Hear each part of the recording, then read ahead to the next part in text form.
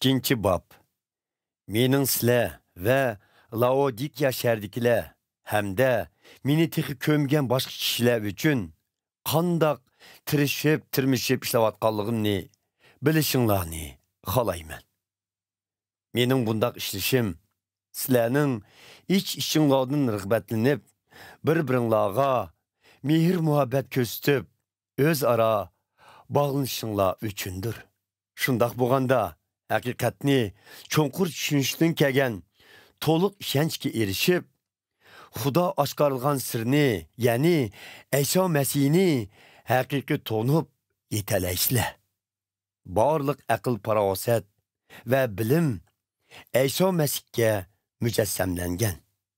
Hech kimning sizlarni chiroyli gap so'zlar bilan ozdirib ketmasligi uchun bularni aytib Chunki men sizlar bilan bir yerda bo'lmasammi, qalbim doim sizlar bilan billa. Sizlarning turmushinglarning tartiblik va Ayso Masihga bo'lgan e'tiqodinglarning mustahkam ekanligini anglab, xursand bo'lmoqdaman. Sizlar Ayso Masihni Rabbimiz deb qabul qilgan ekansizlar. Uningga agishib yashanglar. Uningga bo'lgan e'tiqodinglar cho'nqur yildiz tatgan daraxtga va puxta qurilgan binoga o'xshash mustahkam bo'lsin. Sizlarga topshirilgan haqiqatda ching turinglar. Qalbinglar Xudoga bo'lgan minnatdorlik bilan to'lsin. Ehtiyotchan bo'linglar. Hech kim sizlarni quruq falsafa va yolg'on sapsatlar bilan ozdirib ketmasin. Bular Ayso Masihning ta'limidan emas, balki insonlarning an'analari va bu dunyodagi yomon ruhiy kuchlarning ta'sirlaridan kelgan. Xudoning barliq mukammal tabiati bu dunyoga inson tendi kelgan Ayso Masihdir. Sizlar ruhiy kuchlar dunyosidagi barliq hukmronlar va huquqdorlardan ustun turg'uchi Ayso Masihga mansub bo'lganlar uchun uning mukammalligidan to'liqlanib tursizlar. Sizlar Ayso Masihga mansub bo'lganlar uchun jismoniy jihatdagi xatnini emas, balki u ato qilgan ruhiy jihatdagi xatnini qabul qildinglar. Bu sizlarni gunohkor tabiatinglarning ilkidan qutuldirdigan xatnidir.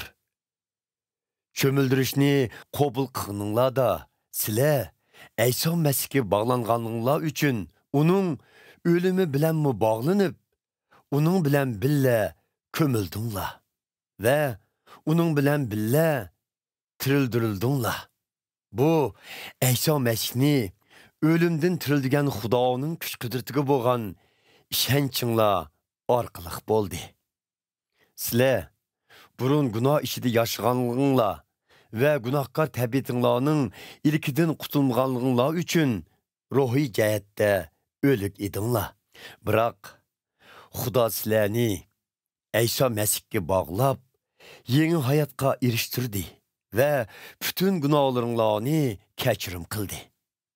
Ayso Masih krestga mixlanganda Xudo barliq gunohlarimiz xotirlangan, bizga qarshi bo'lgan hisob kitobini shu krestga mixlab bekor qildi.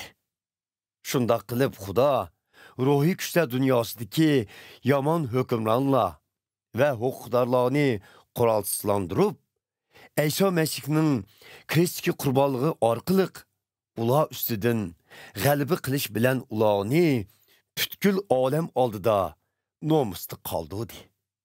Shuning uchun yemak-ichmak jihatda va hit oyam, hilol oy bayramlari yoki dam olish kunlarini o'tkazmaslik jihatda hech kimning sizlarni ayblaydigan huquqi yo'q. Bunda qoida yo'sullar faqat Ayso Masih amalga oshiradigan ishlardan derak beradigan ko'langidir. Bu ishlar Ayso Masih tarafidan amalga oshirilib bo'ldi. Soxta kamtarlik qilishga va farishtalarga cho'qinishga berilgan kishilarning bundaq ishlarda ayblashlarga parvo qilmanglar. Ular saxta g'oyibona alomatlarga eslashib elib, har xil xom xiyollarda bo'lib, asossiz takabburlik qiladi. Ularning e'tiqodchilar jamoatchiligining beshi bo'lgan Ayso Masih bilan hech qanday munosabati yo'q.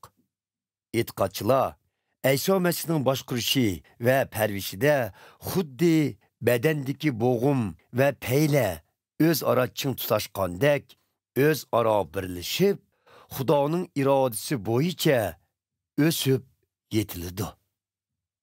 Sizlar bu dunyoga nisbatan Ayso Masih bilan birga o'lib, bu dunyodagi yomon ruhiy kuchlarning ta'sirlaridan ozod bo'lgan ekansizlar. Ya'ni nima uchun? Shularning buni tutma, ovuni yema, buningga tagma deganda qoida yo'sinlariga yepishib olasizlar. Bu qoida yo'sinlarning hammasi tugaydigan narsa to'g'risida bo'lib, faqatla insonlarning buyruq va ta'limlaridan paydo bo'lgan. Ro'shanki, kishilar o'zlari ijod qilib olgan dinlardagi mundaq taqvodorlik, soxta kamtarlik va o'z tinini azobga soldigan qoida yo'sinlar donolikdan ko'rinsin-mu, amaliyotda gunohkor tabiatimizga havaslarni cheklashda hech qanday foydasi yo'qdir.